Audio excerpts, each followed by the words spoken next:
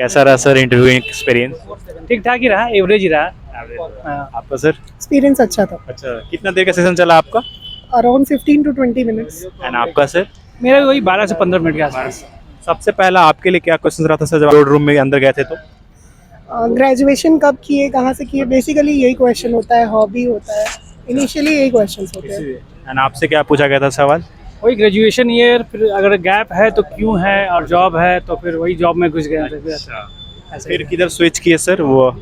उसके बाद current affairs, current issues जो अभी चल रहे हैं, अभी बहुत सारे बिल पास हुए हैं, हाँ, फिर हाँ। NJC, collegium system, etcetera etcetera, फिर बिल्किस बानो केस का जजमेंट आने वाला है तो उसके रिगार्डिंग, फिर हिस्ट्री ऑप्शनल से कुछ क्वेश्चंस, अच्छा। और फिर मेरा मैकेनिकल इंजीनियरिंग अच्छा, है अच्छा। तो कुछ उससे रिलेटेड क्वेश्चंस, यही सब। ऑप्शनल क्या सब्जेक्ट था आपका? ऑप्शनल हिस्ट्री था। हिस्ट्री था। हिस्ट्री से क्या क्वेश्चंस रहे थे? हिस्ट्री से मेनली मुंगेर का हिस्ट्री से रिलेटेड अच्छा, क्वेश्चन अच्छा। था, नवाबा बंगाल से कनेक्ट करके जो अच्छा, मुर्शिदाबाद से मुंगेर कैपिटल अच्छा, का ट्रांसफर हुआ था, यही सब। मतलब रीजनल हिस्ट्री से क्वेश्चंस थे? हाँ, ऑलमोस्ट। Almost। वैसे मेरा ज़्यादा हिस्ट्री पे नहीं चला है, मेरा हाँ। ज़्यादा वो जो रिसेंट बिल्स हैं उसी पे चला है, जैसे लोकसभा अच्छा। जो भी बिल पास किया है, नागरिक हाँ। सुरक्षा संहिता, यही सब पे ज़्यादा यही सब। फोकस था। अच्छा, क्या क्वेश्चंस बने थे वो थोड़ा बता सकते हैं? मैंने बोला तो कि भारतीय नागरिक सुरक्षा संहिता हो गया, फिर इलेक्शन कमीशन का जो सिलेक्शन पैनल अभी बना है, सुप्रीम कोर्ट का चीफ जस्टिस को क्यों ड्रॉप किया अच्छा, गया, अच्छा। उसकी क्या इम्प्लीकेशंस होंगे फ्यूचर में, और फिर डिजास्टर मैनेजमेंट से रिगार्डिंग कुछ क्वेश्चन थे, डिजास्टर मैनेजमेंट का कलर क्या है, वो कलर कंट्रोवर्सी में क्यों रहता है, यही सब। डैफ वगैरह से आपके हॉबीज वगैरह से कुछ एसोसिएट करते हुए क्वेश्चन? नहीं, हॉबी से कोई क्वेश्चन नहीं पूछा गया, बस हॉबी पूछा गया था लेकिन उससे कोई क्वेश्चन नहीं पूछा गया। सर्विसेज बिहार और बेस्ड तो कुछ बिहार ओरिएंटेड कुछ questions. Hello BPSC and UPPC aspirant, PW लेकर आया है आपके लिए न्यू बैचेस जहां आपको मिलेगी best quality education by top educator at the most affordable prices. अगर अभी तक आपने प्रिपरेशन स्टार्ट नहीं की है तो ये आपके लिए सबसे अच्छा मौका है अपनी तैयारी स्टार्ट करने के लिए। पीडब्ल्यू ऑफर कर रही है सक्षम 2.0 batch for 70 PPSC English medium में, जो कि आपको प्री एंड मेंस दोनों की तैयारी कराएगी on a pricing of 4499 rupees. फिर है प्रथम बैच जो कि हिंदी मीडियम में होने वाला है फॉर द 70 पीपीएससी, इसकी भी प्राइसिंग 4499 रुपीज है। फिर यूपीपीसी 2024 के लिए प्रथम 2.0 बैच है जो कि हिंदी मीडियम में होगा, जिसमें आपको प्री एंड मेंस दोनों की तैयारी कराई जाएगी on a pricing of 4499 rupees. Then Aakrosh batch आता है फॉर यूपीपीसीएस 2024 और इसकी प्राइसिंग होगी जस्ट 1999 रुपीज। पीडब्ल्यू ऑफर कर रहा है इन सब बैचेस में live lectures from top educators of India, DPPs and class notes आपको डेली मिलेंगे, स्टडी मटेरियल मिलेगा लाइक जो भी चैप्टर पढ़ाए जाए, एंड पीवाईक्यू एनालिसिस भी होगा ताकि हमें क्वेश्चन पैटर्न का भी अंदाजा लग सके। सो वेट क्यों करना, जाइए बैच को अवेल कराइए, लिंक डिस्क्रिप्शन में दिया गया है। And don't forget to use the code PTN500 to get an additional discount of 500 rupees. तो जाइए पीडब्ल्यू के साथ अपनी प्रिपरेशन जर्नी को स्टार्ट करिए। हाँ, वो बिहार ओरिएंटेड तो कम्प्लीटली नहीं कहेंगे, लेकिन हाँ, डिजास्टर मैनेजमेंट में बिहार में आप क्या क्या कर सकते हैं।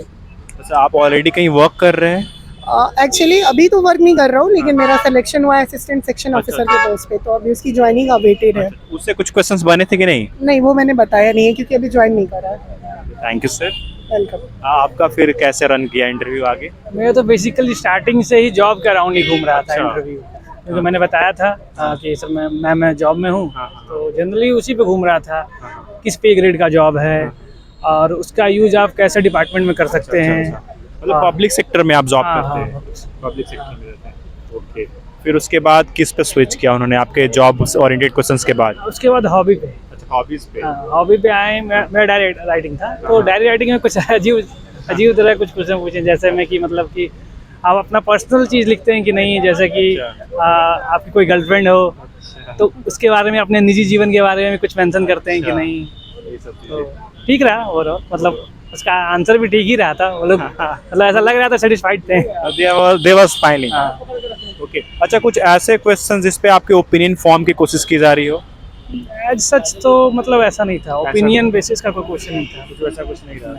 अच्छा, करंट इवेंट जो अभी बहुत ट्रेंडिंग टॉपिक्स हैं उस पे कुछ क्वेश्चंस? हाँ, करंट इवेंट का कुछ रहा था।